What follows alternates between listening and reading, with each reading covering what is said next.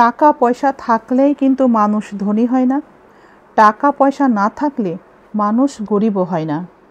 প্রকৃত গরিব তো সেই যার মনুষ্যত্ব নেই।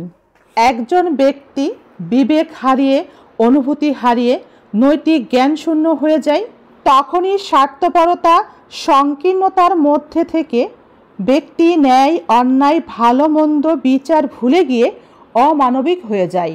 কারো দায়িত্ব আপনি নিতে পারেন, কারো সম্মান করতে পারেন, খুব বেশি মর্যাদা দিতে পারেন, খুব বেশি বেশি ভালোবাসতে পারেন, কিন্তু আপনি কখনোই তার কাছে অপমানিত হবেন না যদি তার বিনিময়ে আপনার কোনো দাবি না থাকে, তার উপরে আপনি অধিক নির্ভরশীল হয়ে না পড়েন, কোনো অধিকার না খাটান। বুদ্ধিমানেরা তো তাই করে। তারা জানে নারীর উপরে রাগ দেখিয়ে, অভিমান করে, নারীর সাথে কঠোরতা দেখিয়ে নারীর কাছ থেকে কোনো কিছুই আদায় করা যায় না, কিন্তু নারীর কাছ থেকে ভালোবাসা দিয়ে পুরো পৃথিবী আদায় করে নেওয়া সম্ভব হয়। নারীর ভালোবাসা হৃদয় দিয়ে উপলব্ধি করতে হয়, মস্তিষ্ক দিয়ে নয়। কাকে বিশ্বাস করবেন, কিভাবে বিশ্বাস করবেন? এখন তো মানুষকে বিশ্বাস করতেও ভয় লাগে।